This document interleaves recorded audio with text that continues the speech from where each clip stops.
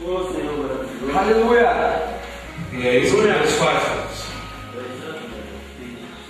Ele entrou aqui, Jesus para ele era Jesus lá e eu aqui. Até o dia que a única coisa que a gente tem que fazer é se render. Amém? Se render e desejar de todo o coração. Quando me buscar-me-eis e me achareis. Quando me buscardes com um pouco de seu coração. Assim. Com todo o vosso coração. Aí a gente Oh encontra. Deus. Amém? Que coisa tremenda. Olha, é isso que eu digo. É o trabalho que a gente, o pouco do esforço que a gente demanda em vir aqui. Porque esforço mesmo tem quem é obreiro, quem está aqui o dia inteiro, quem vive isso aqui, quem respira, o irmão Cleverson, alguns irmãos que são obreiros, até alguns irmãos que são internos e ajudam na manutenção. Esses realmente assumem e vestem a camisa. Eu tenho a minha vida lá fora, nem se compara o esforço de vir aqui uma vez por semana com aqueles que estão aqui, né? Mas a recompensa da gente, de todos os que trabalham mais e até os que trabalham menos, é poder um dia ver, aleluia, olhar para você e saber o que Deus fez na tua vida, ver isso que aconteceu na tua vida. Essa é a recompensa. Amém? Amém. Aleluia. Atos dos Apóstolos, no capítulo 3. Eu queria que alguém me cedesse o meu telefone, acabou a bateria, eu preciso de um horário. Irmão. Atos dos Apóstolos, no capítulo 3. Obrigado, irmão. Para a gente não passar o horário. Todos acharam? Amém?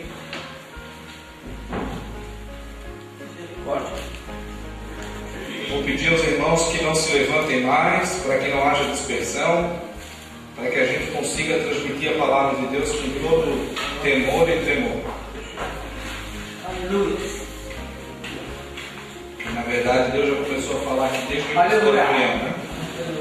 Não é que Deus vai falar agora porque o pregador principal da noite. O Senhor já estava aqui desde o início da reunião. Amém? Glória a Deus, Pai maravilhoso. E Pedro e João subiam juntos ao templo, à hora da oração, a 9ª. E era trazido um varão que desde o ventre de sua mãe era coxo, o qual todos os dias punham à porta do templo, chamada Formosa, para pedir esmola aos que entravam. Ele, vendo a Pedro e a João, que iam entrando no templo, pediu que lhe dessem uma esmola. E Pedro, com João, fitando os olhos nele, disse: Olha para nós. E olhou para eles, esperando receber deles alguma coisa. E disse Pedro: Não tenho prata nem ouro, mas o que tenho, isso eu te dou. Em nome de Jesus Cristo, o Nazareno, levanta-te e anda. E tomando-o pela mão direita, o levantou, e logo os seus pés e artelhos se firmaram.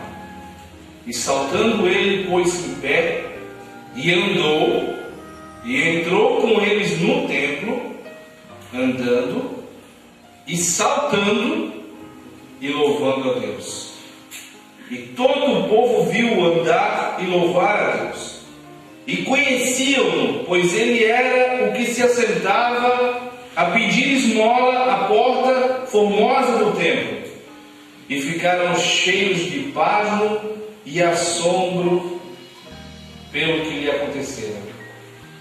E apegando-se o coxo que fora curado a Pedro e a João, todo o povo correu atônito para junto deles ao alpendre chamado Salomão. E quando Pedro viu isso, disse ao povo: Varões israelitas, por que vos maravilhais disto?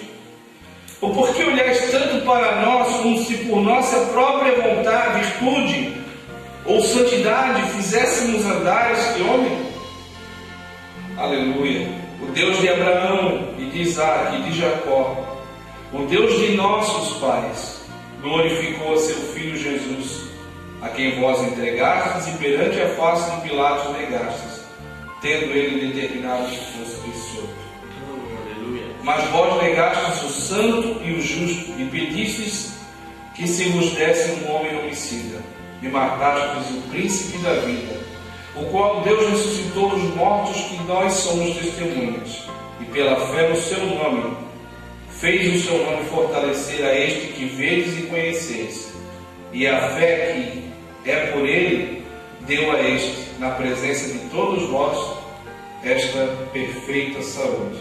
E agora, irmãos, eu sei que o fizestes por ignorância, como também os vossos príncipes. Mas Deus assim cumpriu o que já dantes pela boca de todos os seus profetas havia anunciado, que o Cristo havia de padecer. Arrependei-vos e convertei-vos, para que sejam apagados os vossos pecados, e venham assim os tempos do refrigério, pela presença do Senhor, e ele envie ele a Jesus Cristo, que já dantes vos foi pregado. Até aqui, irmãos. Amém? Nós estamos aqui na tua presença, Pai. Que o Senhor continue a falar desse culto, que o Senhor possa falar e fluir através de mim, na tua unção e na tua soberania, na tua sabedoria, Pai. Comunicar aos amados que aqui estão a tua palavra, em nome de Jesus. Amém, Senhor. Amados, algumas coisas a gente vai discorrer, a gente vai comentar sobre esse texto, né? E esse texto se identifica bastante com a situação de quem, na verdade, vive na dependência química ou vive na dependência do álcool. Porque na maioria dos casos, principalmente para quem é de família pobre, acontece com o sujeito que aconteceu com o Gabriel. Para quem não é rico. Porque o rico, o que acontece? Joga numa clínica e fica lá.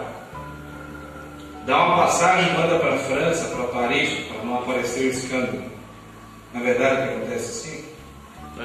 Joga numa clínica de reabilitação e fica lá. Mas o pobre mesmo, aquele cuja família não tem dinheiro para bancar o cara preso numa clínica, porque o sujeito fica preso lá, acaba sendo esquecido, e infelizmente o fim do cara é na marginalidade. A palavra marginal tem a ver com margem, ficar perto, mas não dentro, né?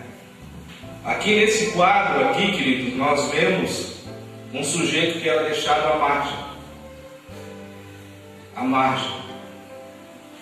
O templo era o lugar onde se, pelo menos, deveria se buscar a Deus, né?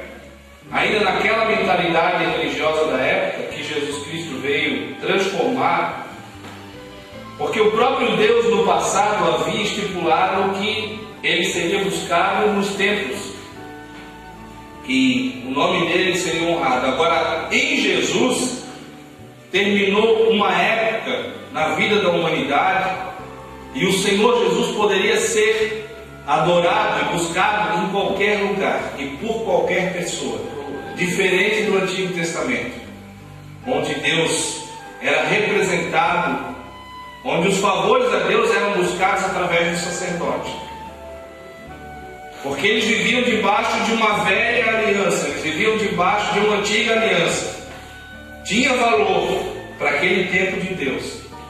Mas Jesus veio consumar algo que, aleluia, ainda não tinha sido completado. O homem tinha um relacionamento com Deus com uma certa dificuldade, porque ainda não havia chegado o tempo de Deus para a humanidade. Quando Jesus Cristo veio, o próprio Deus, na pessoa de seu Filho, veio, aleluia, através de sua morte e ressurreição, ele preencheu o espaço que estava faltando. Então daí já não era mais necessário o sacrifício, já não era mais necessário o sacerdote, já não era mais necessário o sumo sacerdote, já não era mais necessário o profeta para que alguma pessoa tivesse acesso a Deus. Qualquer pessoa clamando em qualquer lugar, clamando pelo Senhor, pelo Deus de Abraão, pelo Deus de Isaac, pelo Deus de Jacó, por meio do seu Filho Jesus Cristo, teria acesso a Deus. Então esse templo aqui, eles ainda estavam buscando a Deus no templo, porque o que faltava para eles, queridos, o que faltava para essas pessoas que estavam indo buscar Deus no templo, é encontrar esse Deus.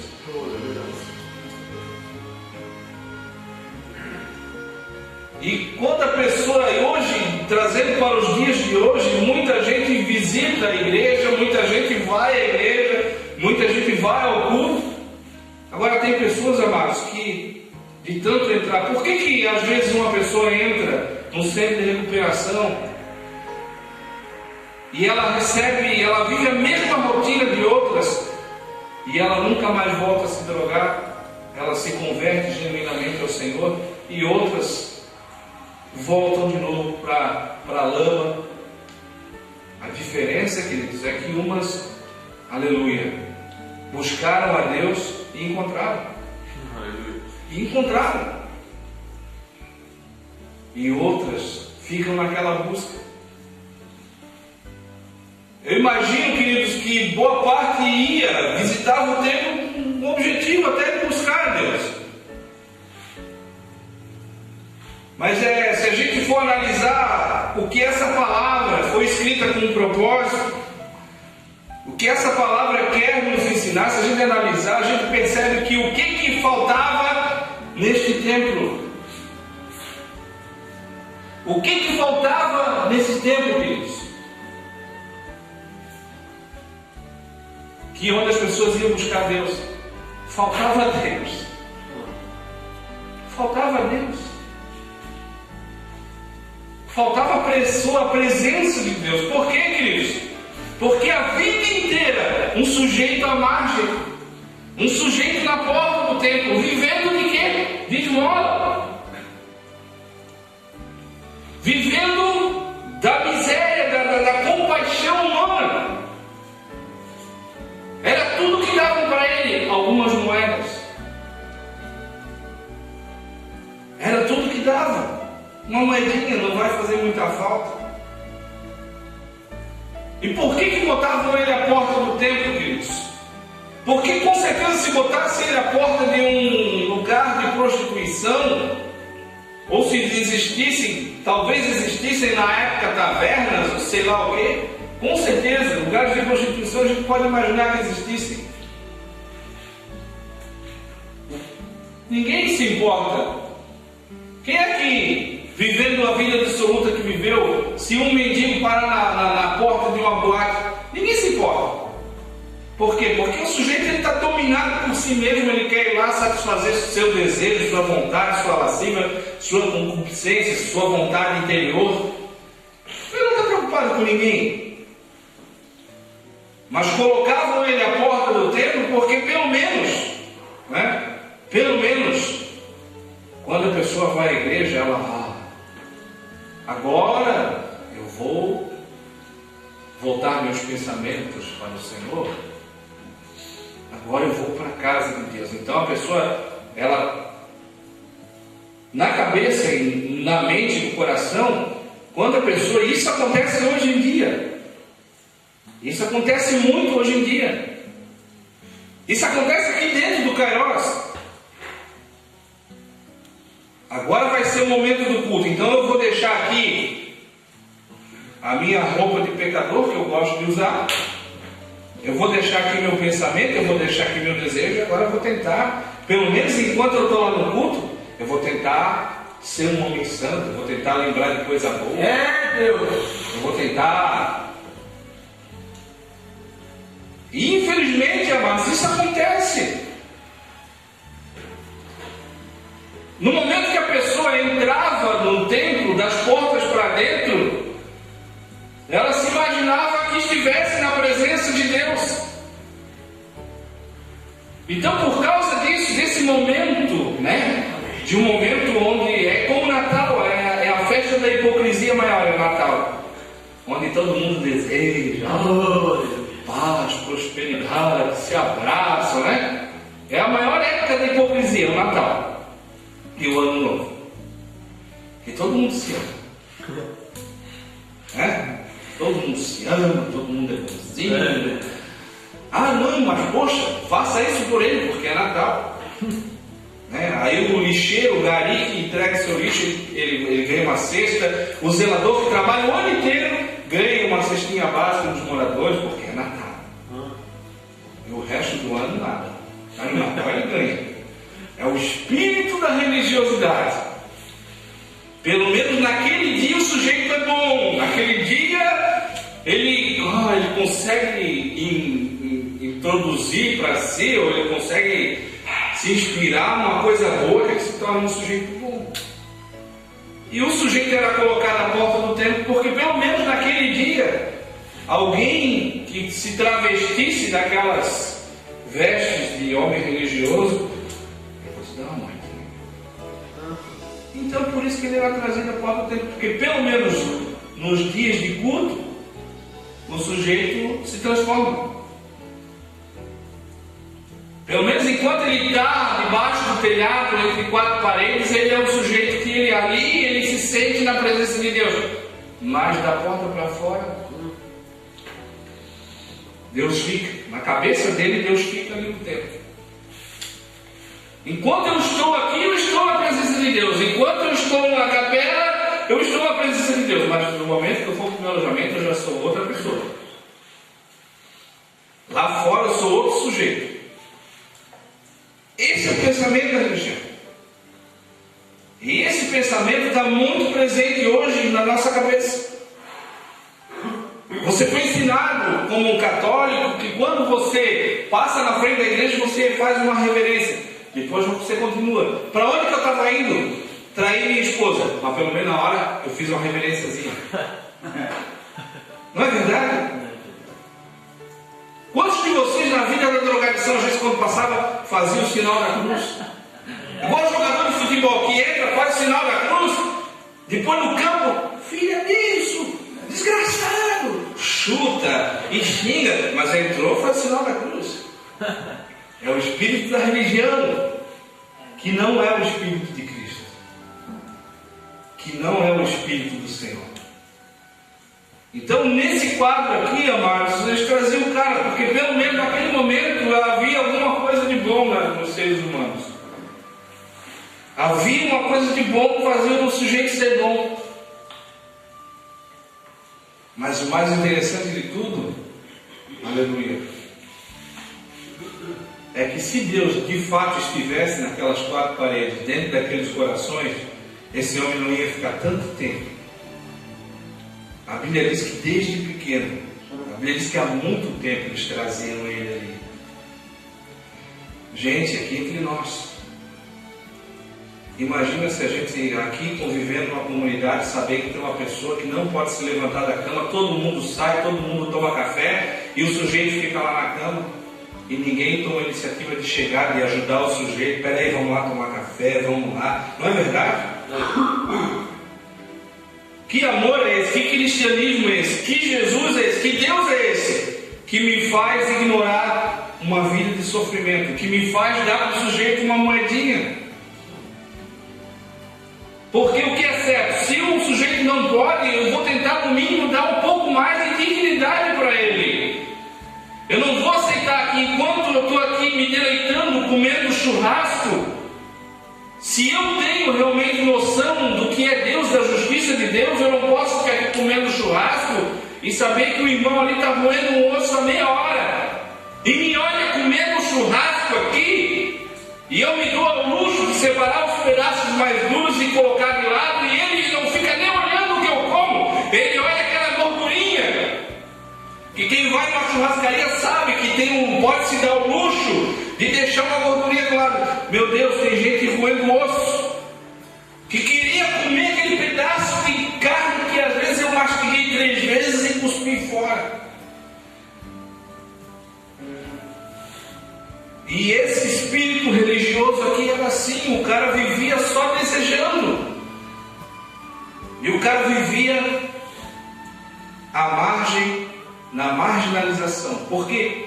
Porque para nós, para esse pessoal aqui, ele era uma incomodação. Para muitos, aquele homem ali era um modo de se promover. Tem gente que se promove. Tem gente que não vem aqui ajudar uma instituição porque realmente tem amor, tem consideração, enxerga vocês como seres humanos. Não, tem gente que ajuda uma instituição como essa no intuito de se promover. Mas não porque realmente está preocupado, não porque realmente tem interesse pela sua vida, não porque pensa na sua família, não. É como os fariseus que faziam questão de mostrar para todo mundo que é uma moeda de troca. Então tinha muita gente que até gostava. Eu imagino que nesse contexto muita gente gostava até do que estava ali, porque alguém podia ver ele dando uma moedinha e fazer um bom juízo dele. Esse é o sujeito bom. Olha como ele deu uma moedinha para ele. Mas eu imagino quanta gente, que se todos esses aqui, amados, que frequentavam esse templo, será que eles não tinham condições de dar uma vida mais digna para esse sujeito? Será que todos eles se juntassem não davam uma vida de dignidade para esse sujeito? E era assim, amados. Mas como é que eles poderiam dar, realmente amar esse homem, se eles não tinham amor? Se Deus estivesse ali, amados, se eles saíssem, se eles encontrassem Deus nesse templo, no momento de sair, talvez no momento de entrar, dê uma moedinha mais. Se eles tivessem encontrado esse Deus no templo, com certeza na hora de sair, ia pesar, passar por aquele homem de novo, virar as costas e dizer: até amanhã. Até amanhã, meu velho. Eu vou para minha casa, eu vou dormir no meu conforto, e você, não sei, talvez alguém venha te buscar. Eu não sei. Eu só sei que ele vivia das migalhas. E migalha de gente que era religiosa. E migalha de religioso. Mas, graças a Deus, amados, que Deus, é o que eu estava falando hoje com um amigo meu, e Deus sempre tem uma lâmpada acesa. Porque quando Deus resolve manifestar amor por mim e por você, Ele manifesta amor mesmo. Ele manifesta amor. E Deus tinha lâmpadas acesas. As lâmpadas estavam começando a serem acesas. E Deus tinha duas lâmpadas acesas chamadas Pedro e João. E a diferença de Pedro e João, clara, é que Pedro e João não estavam indo no templo para receberem a presença de Deus. A diferença entre aqueles que entravam e davam uma moedinha para ele era principalmente, essencialmente essa: que eles não estavam indo no templo para buscar a Deus. Aleluia. Quando eles estavam indo para o templo, eles estavam indo para levar justamente dentro de seus corações, dentro de suas almas, dentro de seus espíritos, eles já carregavam a presença de Deus, como o irmão acabou de mencionar, que Ele mora em nós, Ele habita em nós. E eram duas pessoas, dois templos ambulantes, duas moradas do Espírito Santo ambulantes, cada qual carregando uma porção de Deus na sua vida. Aleluia. Então eles não iam para o templo para... Não, eles já saíram de casa cheios da presença de Deus. Glória a Deus, aleluia. Dormiam com a presença de Deus, acordavam com a presença de Deus. Por quê? Porque eles tinham recebido em suas vidas a Jesus Cristo. Por quê? Porque eles haviam crido em Jesus Cristo e entregado suas vidas ao Senhor. Por quê? Porque o Pai, aleluia, e o Filho, através do Espírito Santo, vieram e fizeram neles o quê? Morada permanente, morada eterna. Então esse era o diferencial, que eles não vinham para o templo para pegar Deus, para encontrar com Deus, não, eles já iam caminhando e com eles, dentro deles estava o Senhor Jesus. Então eles não precisavam, quando eles iam entrando, que o jovem, que esse homem, aqui jovem não, mas esse homem pediu para eles uma moeda. Quando eles estavam entrando, o jovem pediu uma moeda e outra coisa, que coisa boa. Apesar de que eles já sabiam, né? O cara está ali, o mendigo, que se o cara te parar, porque o que a gente faz na rua quando vem o mendigo na nossa direção? A gente procura, a gente já sabe que ele vem pedir dinheiro. E eu não recomendo dar dinheiro para as pessoas na rua, principalmente para pessoas que tu sabe que estão com certeza usando aquele dinheiro para drogação. Na verdade, naqueles tempos antigos a maioria era realmente para comer e para sobreviver. E a gente sabe que algumas pessoas pedem dinheiro na rua para isso, mas de cada 10 tem uma que realmente vai investir o dinheiro em comida. O restante é tudo em droga ou cachaça. Mas quando a pessoa vem naquele estado, já sabe o que ela vai te pedir. Aleluia. E quando eles estavam para entrar no templo, levando a presença de Deus para o templo, aleluia. Eles estavam levando a presença de Deus, porque eles foram à hora da oração e com certeza tinham o objetivo de tomar a palavra no templo e falar sobre Jesus, e falar sobre o Deus que habita no homem, o Jesus, o Deus que viria habitar no homem. Então quando o cara pede, eles com certeza já sabiam, mas aí é que está, mesmo sem moeda, mesmo sem um centavo no bolso, eles tinham a riqueza de ter o Senhor Deus habitando em seus corações. Sem um centavo no bolso.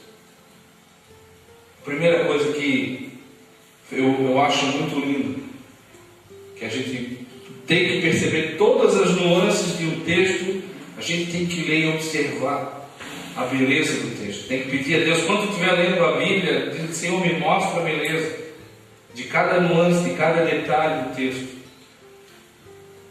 Foi que ele parou, eles pararam. Primeiro, quando o cara pediu, eles não se esquivaram. Eu não tenho nada para dar para esse cara. Mas eu imagino que aquela parada que eles deram, disse: eu não posso também fazer como muitos, ignorar a dor desse homem. Eu não tenho, mas pelo menos uma coisa eu vou fazer. Eu vou dar um pouco de atenção. E eu imagino que nessa parada que eles deram, diante da solicitação desse homem, imediatamente veio a inspiração de Deus e começou a usar, aleluia, esses homens de Deus. Imediatamente o Senhor já começou a dirigir os passos dele, o que ele deveria.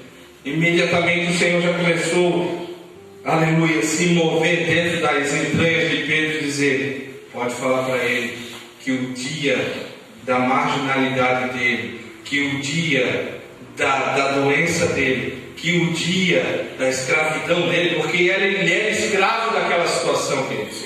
Pode falar para ele que esse dia, aleluia, o fim desse dia é hoje. Aleluia, glória a Deus. E o Cristo. Pode falar para ele, fala no meu nome. Então pararam, e que coisa maravilhosa. Diz o texto que eles olharam. Olha para nós, meu filho. Quem é, queridos, que na nossa atualidade para e olha nos olhos de uma pessoa que vem lhe pedir alguma coisa? Tu já evita. E uma pessoa, geralmente, quando ela vem pedir uma coisa para ti, ela já olha e pede com a cabeça baixinha, na verdade. Porque ela tem uma indignidade que ela não sente nem que ela... Muitas vezes ela tem o direito de te olhar nos olhos, então ela já olha e... Aleluia, esses dois homens de Deus dizem: olha, ei, olha para nós. Ali se estabelece o que, querido? Nesse olhar, nesse olha para nós, se estabelece o que? Se estabelece uma relação. Quando eu digo assim, querido, olha para mim aqui, eu estou estabelecendo uma relação. E Jesus fazia muito isso. Nas curas que Jesus operava, Jesus fazia questão de tocar as pessoas, de conversar, de dialogar. A mulher que tinha um fluxo de sangue tocou nas vestes dele e fez questão de se alguém me tocou. Eu quero saber quem foi que me tocou, porque saiu de mim virtude. E ele fez questão, aleluia, de olhar a mulher e de olhar ela nos olhos e falar com ela. E disse: a tua fé te salvou, mulher. É verdade. Jesus fazia questão de ter esse olho no olho, esse tete a tete, sabe? Para saber que aquele momento realmente eu estou conversando é contigo, eu estou falando é contigo. Nesse momento tu és a pessoa mais importante para mim, nesse momento aqui e agora.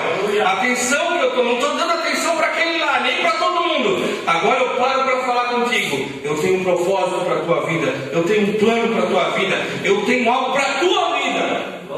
Então por isso que existiu essa parada e esse olho no olho, meu irmão, para que a pessoa saiba que ele não está jogando uma palavra que quem sabe alguém vai lá e prega. Não, é para ti mesmo, é para você mesmo, querido. Espera aí, é tu mesmo, não é outra pessoa. Agora eu estou trazendo uma palavra de Deus para a sua vida, não é para a multidão, porque é na individualidade que Deus trata com cada um. Aleluia, glória a Deus. É na individualidade. É na individualidade. E eles pararam tudo e olha para nós. Olha. Então a primeira coisa que aconteceu, aleluia. Primeira coisa que aconteceu, o sujeito levanta a cabeça. Já começa a ver o quê? Aleluia. Porra, que coisa tremenda, irmãos. Já começa a ver dignidade de volta. Trazida na vida desse homem. Aleluia. Ele manda o sujeito levantar a cabeça. Primeira coisa, olha para mim, olha para nós. Ou seja, levanta a tua cabecinha, meu querido. Para nós, aleluia, nós não queremos que tu fique abaixado olhando para nós. Tu és tão alvo do amor de Deus como eu fui um dia. Então tu não é. Para mim, as pessoas podem te chamar de drogado, as pessoas te tratam por coitado, as pessoas não. Para nós tu és alguém importante. Então vamos estabelecer esse olhar. Olha aqui, ó, dignidade. Tu é as pessoas, é tu respeitar o indivíduo. Então o homem de Deus, nessa hora, ele está olhando, ele sentou tratando com respeito. Quem é que gosta mais de que conversem com você? Quem é que gosta de receber, de querer conversar com a pessoa e a pessoa não te olha? Ela olha para tudo quanto é canto e não olha para ti. Ninguém gosta. Se tem uma coisa importante que tu quer a atenção da pessoa, tu gosta de ter esse momento privado, particular e verdadeiro. Então nesse momento eles estão trazendo esse homem o quê? A dignidade, a igualdade. Então por isso se olha para nós. Glória a Deus. Aleluia. Respeito, dignidade, igualdade. Esse homem já percebe com certeza uma diferença. Disse: olha, não tenho ouro nem prata, porque é o que aquele homem queria, porque era o que, naquela condição, amados, era a única coisa que servia para ele, porque ele não podia trabalhar. Então restava para ele viver o resto da vida na marginalização, na margem, na porta da igreja, até o dia que viesse o dia da morte, e ali terminaria o sofrimento daquele homem. Olha, nós não temos nem dinheiro, nós não temos o que as pessoas te dão, mas nós temos algo mais precioso. Nós temos, aleluia, a dignidade que tu nunca tivesse.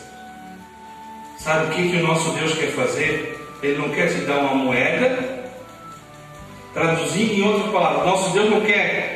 Eu não tenho a moeda que tu queres, mas eu tenho, aleluia, a cura que tu necessitas. Aleluia, glória a Deus. Uma coisa, mas às vezes a gente deseja algo, deseja e não recebe, porque Deus sabe que Sabe? E eu vejo na história da vida de pessoas que estão em tratamento, muitas vezes isso.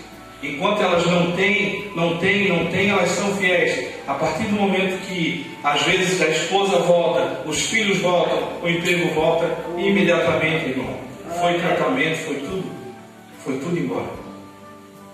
Foi tudo. Então eles não tinham o que o sujeito queria, que ele estava acostumado a receber. Uma ajudinha. Amado, Deus não tem uma ajudinha para te dar. Se Deus, o Senhor de todas as coisas, Ele não tem uma ajudinha para te dar. Ele não vai te dar uma mãozinha, mano. Se Ele interagir na tua vida, se Ele interagir contigo, Ele vai dar o que você precisa. Aleluia. Não o que você está acostumado a receber.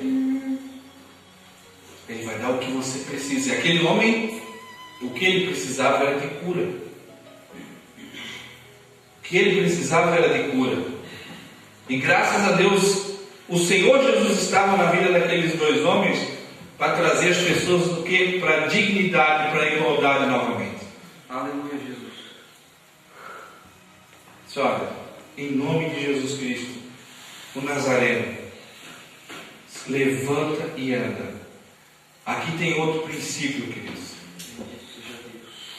Aqui tem outro princípio. Aqui tem outro princípio forte. Primeira coisa, Jesus o Nazareno. Jesus ainda nem era conhecido. Poucas pessoas sabiam sobre Jesus. Muito pouca gente. O nome de Jesus ainda estava sendo difundido. O nome de Jesus ainda estava sendo difundido. Agora, que coisa tremenda, é porque ao mesmo tempo em que ele diz assim, levanta e anda, ele estica a sua mão. Ele tinha fé. Os dois homens de Deus tinham fé suficiente. Você acha que alguém a vida inteira está achando que vai achar duas pessoas que estão entrando na igreja e que vai andar por causa que Deus está na vida dessas duas pessoas? Acha? Não tem, irmão. Quem é que ia acreditar nessa? Isso contradiz esses homens que dizem que Deus sempre vai fazer tudo, Deus sempre vai fazer tudo, e que não fez na tua vida porque você não teve fé. Não, meu irmão, se eu tiver fé, eu vou mandar o cara se levantar. Como é que quando Deus falava, o morto se levantava? Lázaro, vem para fora. Como é que um morto escuta? O morto não escuta. Então, se o homem de Deus, que é homem de Deus, fala inspirado por Deus, a coisa acontece. Independente da pessoa querer ou não, porque Deus é soberano. Se Deus inspirou o sujeito a fazer o que ele tem que fazer, a coisa acontece. E ele disse assim, em nome de Jesus, mas ao mesmo tempo que ele disse, aqui tem outro princípio na nossa vida. Ele estende a mão, porque o homem nunca andou. Aqui traz outro princípio. Às vezes, se eu sei, trazendo assim para princípios claros da vida, se eu vejo lá o irmão aqui numa determinada tarefa e ele pede ajuda, eu estou precisando de uma ajuda aqui, eu tenho que empurrar esse móvel, eu tenho que levar isso para cima, está muito pesado. Aí eu digo assim, eu vou orar por ti, tá, irmão? Deus vai te dar força. Vai na fé, irmão. Gente, o que é para mim fazer? Para mim ir lá, ajudar, ele precisa de ajuda. Então essa atitude de erguer as mãos, mano, é comprometimento. Eu sou comprometido com a palavra. Eu venho aqui pregar, e se algum dos irmãos um dia disser assim, poxa irmão, eu queria sentar contigo, me abrir minha vida, conversar, irmão, não posso, não vai dar. Então não tem comprometimento. Eu não tenho comprometimento com o trabalho. Eu venho aqui fazer minha obrigação e vou embora. Eu não estou comprometido. Não estou comprometido, mas esse homem de Deus ele tem compromisso. E o sujeito para que a fé do sujeito fosse ativada, precisava de uma mão amiga, e ele estende essa mão. Sabe, as pessoas mistificam muitas coisas. E às vezes tudo que uma pessoa precisa, aleluia, para se erguer do nada, é uma mão que diga: vamos, né? Eu estou contigo, ó. Tu vai vencer. Às vezes um abraço, querido, determina tudo. Não precisa vir um anjo do céu, gente, dar um relâmpago, um trovão. Às vezes um gesto muda a situação de uma pessoa que se encontra caída. Um gesto, meu irmão. É um abraço. É uma situação onde tu dá um abraço no cara e diz: olha, cara, pode estar todo mundo contra ti, mas eu ainda boto fé em ti, cara. Tu ainda vai ser um bom sujeito, tu vai dar certo, cara. Sabe? Tu vai dar certo. O homem de Deus está falando: levanta e anda, mas ele está sendo o primeiro a erguer a mão. Ele não diz: que Deus pega na mão de Deus aí e te levanta. Não, pega na minha. Vem na minha fé, meu velho. Se tu não tem fé suficiente, vem na minha, porque eu sei, aleluia, o que eu estou falando para ti. Vem na minha fé, te apoia em mim. Te apoia na minha fé, meu velho. Vem que tu vai se levantar. E que coisa boa que aquele homem confiou na palavra daquele homem. Aleluia. E ali, nesse instante, a cura foi praticamente instantânea, mas houve uns processos que aconteceram em poucos minutos. É uma coisa que vai despertando para outra, que vai despertando para outra. Primeiro, um cara que me traz a dignidade. Depois ele diz que eu posso andar. E depois ele me estende a mão. Ele tem compromissos comigo. Ele sabe que eu sou fraco. Ele sabe, ele entende, ele sabe que eu nunca andei. Como é que eu vou me levantar se eu nem sei o que é se levantar, gente? Como é que ele fala levanta? O cara era coxo, tronchado das pernas. Como é que o cara vai fazer uma coisa que nunca fez na vida? Então eu vou te ajudar, aqui está o meu comprometimento, eu vou te mostrar como é que se levanta. Jesus disse que o cego não pode guiar o cego. Não dá para um cara que entrou aqui há um mês querer ministrar a palavra todos os dias aqui, ministrar. O cara está em tratamento, é o que eu sempre digo, irmãos. O tempo dele é de ser tratado. O tempo dele é de ouvir, de ser curado. Depois que está andando de pé, depois que já está confirmado, aí sim ele começa a ajudar os outros. Mas o cara entrou ontem e hoje já quer estar aqui ministrando. Tem um tempo de Deus para todas as coisas. Tem um momento de Deus para todas as coisas. Não que a pessoa não possa compartilhar uma experiência, uma coisa. Não, mas o sujeito já quer levantar as pessoas sem nem ele se levantou ainda. Então, para mim, levantar uma pessoa primeiro, eu tenho que estar de pé. Eu tenho que saber o que é estar de pé. Aleluia. Esse é o processo natural das coisas. Eu não posso querer queimar etapas na minha vida. Se eu saísse daqui, amados, e fosse beber ou fumar, tinha alguma palavra para vocês? Tinha alguma palavra? Não, eu sou escravo ainda. Como é que eu posso ensinar as pessoas a serem livres? Então o homem não sabia nem como se levantar. E aí não tem misticismo. Não preciso, pega na mão de Deus e se levanta. Não, pega na minha, meu velho. Porque eu estou de pé, porque Ele me colocou de pé. Glória a Deus, aleluia. Aleluia, eu só estou de pé, é o que o irmão falou ali. Ó. Eu estou de pé porque Ele me colocou de pé. E se Ele me quis de pé, aleluia, eu também te quero de pé, aleluia. O que Ele fez por mim, eu quero que Ele faça na tua vida. Esse é o sentimento de quem tem Deus, amados. Esse é o sentimento de quem o Senhor mora, habita. Porque o pessoal entrava e saía, e cada um ia para suas casas, e o cara continuava todos os dias na porta, jogado no meio de um monte de trapo, no meio de um monte de pano, e nada acontecia. Mas quando vai um homem que realmente habita o Espírito de Deus, ele faz isso. Eu quero que tu saia daqui caminhando como eu vou sair daqui caminhando, meu velho. Eu não posso querer para ti diferente do que, aleluia, eu não tenho muita coisa, não tenho a prata e o ouro, mas eu tenho a saúde. E essa saúde eu passo para a tua vida. Esses homens eram pessoas simples. Pedro e João eram, a Bíblia fala, mostra que eles eram pessoas de cultura, de pouca cultura e pessoas de certa forma problemáticas.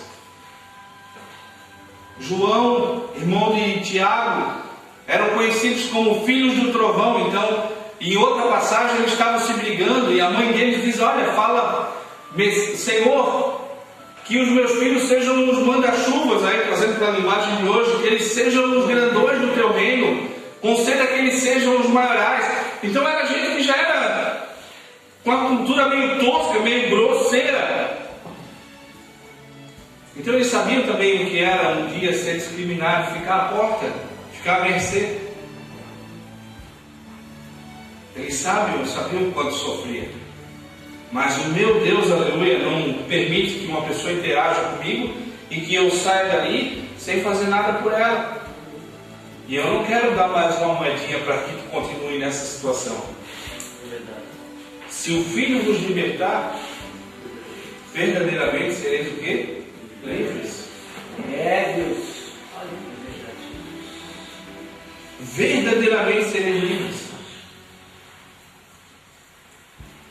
Então, por causa disso, amados, eles estenderam as mãos e o sujeito se levanta.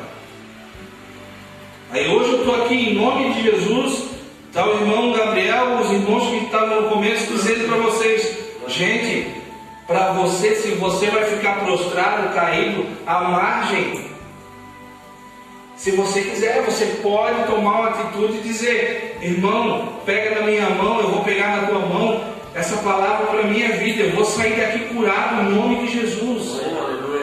Irmão, essa palavra é tudo que eu precisava ouvir, eu precisava disso.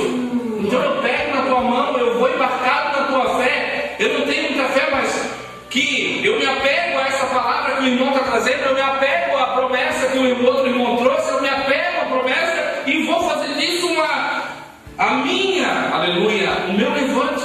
Glória a Deus. Se tu não tem mais fé, amados, por causa desse, como esse homem não tinha, então se apegue à fé de alguém que tem. Se apegue à fé de alguém que está de pé. Eu trouxe o irmão Gabriel aqui como prova. 2 anos longe daqui, amados. É uma prova, é um homem que estava aqui dizendo: olha, Deus me levantou e eu estou aqui para levantar você também. É só esse o objetivo. Não é promover a pessoa dele. Nem me promover, nem promover a instituição em si. É promover o nome de Jesus. Que Jesus funciona, que dá certo. Que dá certo. O Deus que levantou a minha vida, o Deus que levantou a vida de tantos irmãos também levanta a sua. Então, ficar sentado, jogado, vivendo de migalhinha, meu irmão. E assim o sujeito ia levando a vida. Eu não tinha nem mais esperança, mas um dia, aleluia. O que acontece, amados? O que acontece? É o Espírito Santo que, na sua soberania, levou eles até esse homem. Foi o Espírito Santo que conduziu a situação toda, irmãos. Então, quando Deus olha, assim como aconteceu no tanque de Betesda, 38 anos paralisado, jogado ali. O que Jesus faz? Jesus vai justamente de encontro àquele cara que estava 38 anos ali, conversa com ele, a mesma coisa, estabelece um relacionamento, promove no coração do cara a fé, traz a memória do cara, começa a curar as memórias do sujeito, porque Jesus pergunta para ele: tu queres ser curado? Claro que ele queria. Aí ele desabafa o que acontece naqueles 38 anos, ele abre-se para Jesus e Jesus diz: olha, então te levanta agora. E veja que quando ele fala com o homem não sabia que... Quando o paralítico de Betesda ele vê Jesus, ele vê um homem comum, ele não sabia que aquele sujeito tinha poderes. Jesus era um sujeito como nós, e outra, Jesus nem era famoso ainda. Jesus estava iniciando nos primórdios de seu ministério. Ele não sabia, a palavra fala que depois ele veio a saber que aquele que havia falado com ele e dado a palavra que ele iria se levantar era Jesus, depois que ele foi curado. E eu sempre digo, não fique esperando um misticismo, aparecer um anjo de Deus, ou que Deus fale contigo de noite para você entregar sua vida para Jesus, irmão. Não fique mistificando um encontro com Deus. A ação de Deus acontece aqui, ó. O mover de Deus não acontece no campo das emoções, no campo do arrepio. Hoje eu não senti, hoje o irmão estava pregando, eu não me arrepiei, eu não senti nada. Deus não falou comigo. Não, acontece aqui, ó. A mudança acontece aqui, ó. A fé vem pelo ouvir e o ouvir pela palavra de Deus. A fé vem pelo ouvir. Às vezes o irmão está aqui, ó, com o coração aberto, compartilhando como ele estava aqui no começo. Olha, eu não gosto muito do jeito que quando ele está falando ali, eu não sinto muita coisa. Meu irmão, não tem que sentir nada, tem que prestar atenção no que ele está falando. Senão é isso aí mesmo. Eu preciso. O Gabriel tem muito menos tempo de fé do que eu, muito bom, mas ele estava falando ali, eu estava engolindo para mim, disse, Senhor, eu preciso disso na minha vida também. É aqui, meu irmão. É aqui, ó, escutar, entender, descer o coração. Depois que passa por aqui, você digere e vai ao teu coração. As pessoas precisam do quê? De grande manifestação, de sentir. Esse homem precisou só de uma mão amiga. Ele tocou na mão do homem de Deus e ali ele se levantou. Aconteceu a cura, aconteceu o milagre.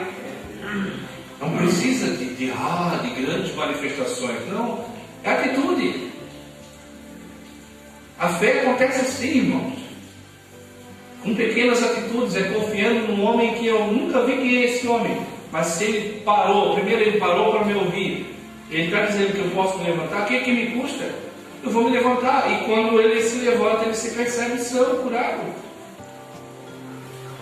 Ele se levanta, ele é com os artelhos todo torto, mas à medida que ele vai se levantando, as pernas vão se endireitando. A perna não se endireita antes que ele se levanta. Diz a palavra de Deus que enquanto ele se levantava, as pernas iriam se endireitando. Às vezes o sujeito quer que tudo aconteça num piscar de olhos. É um processo. Enquanto tu está se levantando, as pernas estão as coisas estão voltando para o seu lugar. Então ele se levanta e sai andando. Aleluia. E quando ele entra no templo, ele já dá salto. Aleluia. Ele dá saltos. Houve uma evolução tão grande. Um sujeito que nunca sabia nem o que era andar. Primeiro se levanta, depois sai andando. E depois sai saltando. Processo. Processo. Processo para a tua vida, processo para a tua recuperação. Hoje ele pode vir aqui com grande alegria compartilhar uma palavra. Mas quando estava aqui como interno não era bem condizente, ele ainda estava com a perna tronchada, estava todo, era ainda um coxo. Mas hoje ele pode vir aqui, pode dar um salto de vir aqui. Glória a Deus, aleluia. Processo, irmão. Processo. Aleluia. Os processos de Deus na cura. E não pode, eu e você, a gente não pode querer queimar etapa na nossa vida. E por último, amados, a melhor coisa que tem, por último, é que, glória a Deus, esse homem teve um coração agradecido. Porque tem muita gente que vem aqui, se limpa e a primeira coisa que vai é para o mundo.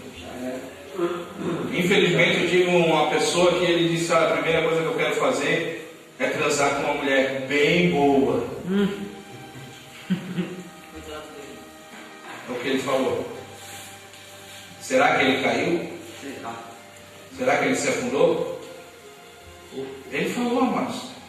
Quando estava de pé, quando estava muito tempo sem usar droga, se eu quero transar com uma mulher, com uma garota de programa, o dinheiro que eu tenho aqui eu vou gastar tudo com ela. Esse homem, amados, o desejo dele foi agradecer. Disse a palavra de Deus que ele entrou no templo. Ele não foi para sua casa, ele não foi para sua família, ele não foi para o lado. Ele entrou no templo para agradecer a Deus pelo que o Senhor tinha feito. Aleluia. Viu, Gabriel? E é isso que tu está. Hoje o Gabriel está aqui, ó. Aleluia. Já poderia estar lá fora, poderia estar com uma garota nesse momento, namorando. Poderia estar fazendo tanta coisa. Precisava estar aqui. A mãe, quando a gente estava vindo para cá, a mãe dele disse: filho, vem aqui comer uma carne. Ele disse: não, mãe, eu tenho compromisso hoje, eu tenho que estar lá no Kairos. Aleluia, porque eu quero compartilhar o meu testemunho, a minha vida. Eu tenho uma missão que Jesus Cristo me deu. Ele não falou todas essas palavras, mas ele está imbuído nesse compromisso. Depois de manhã eu vou tentar sair mais cedo para ir. Mas se ele não tivesse entendido o propósito de Deus, ele não teria: não, irmão Jair, hoje não vai dar porque a mãe vai fazer uma carne lá. Amados, isso é o que mais acontece. Isso é o que mais acontece. Hoje já não vai dar. Não, culto hoje, irmão, não dá. O cara está lá fora: não, hoje eu tenho que sair com a minha namorada, hoje eu vou sair com a minha filha, hoje eu... Não. Esse homem não, esse homem ele fez questão de entrar. Aleluia. Agora, graças a Deus, ele podia entrar, porque no templo, quem era coxo, quem era doente, não tinha nem acesso. Na velha aliança, na antiga aliança, não tinha nem acesso. O sujeito era coxo, ele era tido como maldito, ele era tido como sujeito que tinha uma doença de infância. Ele nascia cego, ele já era maldito. Quem leu a passagem de Jesus sobre o cego de nascença diz: quem é que pecou, ele ou seus pais? E Jesus disse: nenhum nem outro. Ele nasceu assim para que o nome de Deus fosse glorificado. Glória a Deus. Que coisa tremenda, né, Marcos? Enquanto o homem discrimina, o Senhor diz: não, isso é para me glorificar o meu nome. Alguém pode dizer assim que toda a tua vida de erro, de coisa, a vida do erro, aleluia, a vida de erro do Gabriel, a minha vida de erro, hoje glorifica o nome de Jesus, de saber que Ele é o Deus que transforma tudo e todos. Então a sua vida de erro, quando você opta, quando você segue o caminho correto, ela transforma o que era uma vergonha em alegria. Que coisa tremenda!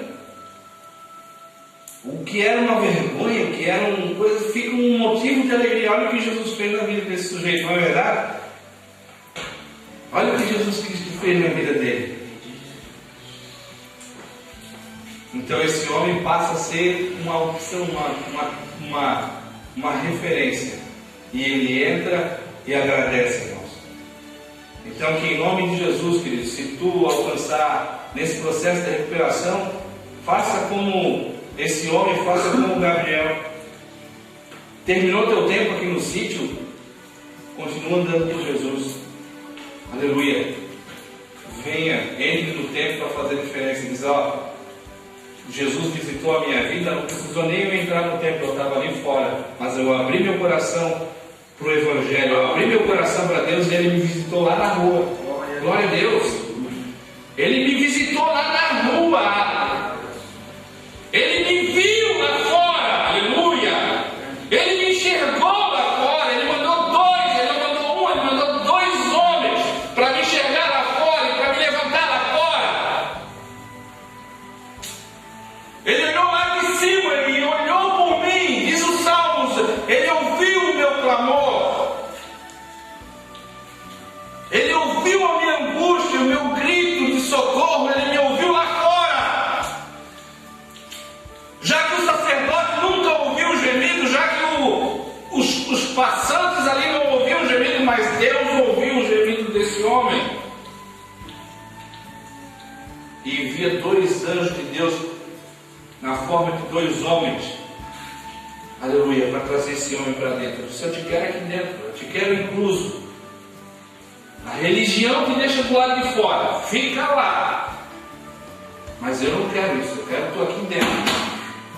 Aleluia, eu quero que tu se sinta valorizado, eu quero que tu saiba que esse lugar também é para ti. Não me interessa teu passado, gente. Não me interessa a quantidade de erros que tu cometeu. Interessa o que você está disposto a fazer daqui para frente. Eu sempre digo. Pô, eu queria ser um dia um irmão. Olha, gente, se fosse considerar passado, eu sempre digo, eu seria pessoa totalmente desqualificada para estar aqui, porque o meu passado é feio. E é mais feio do que a maioria de alguns aqui. Porque eu me converti com 16 anos, alguns estão se convertendo agora. Mas o que o Senhor leva em conta é o que eu quero fazer hoje e a partir daqui. Amém? Então, a religião te deixa na margem, te deixa do lado de fora, e te dá moedinha, mas Jesus ele te traz para dentro. Oh, maravilha. Jesus ele te traz para dentro. Aleluia. Aleluia. Jesus ele te traz para perto dele. Amém. Jesus te coloca do lado de dentro. Aleluia. E teve várias curas que Jesus operou, que as pessoas, Jesus disse, olha, vai para o templo e se apresenta. Eu quero tu lá no templo, como todo mundo. Quando Jesus curou os leprosos, disse, vai e te apresenta ao sacerdote. Porque agora tu és um homem curado. Glória a Deus. Aleluia. Eu quero, aleluia, que tu se apresente. Eu te quero lá no templo, eu te quero na presença, eu te quero. Eu fiz isso na tua vida, eu quero que todo mundo veja que eu sou o Deus que olhou por ti lá fora. Glória a Deus. Que coisa tremenda, gente. Eu olhei por ti lá fora, eu te vi lá fora e eu agi na tua vida lá fora. Eu te enxerguei lá fora, eu olhei por você lá fora e eu agi na tua vida lá fora. Deus é um Deus assim, queridos. Ele enxerga a gente onde a gente estiver. Abrir o coração para Deus, ele age mesmo.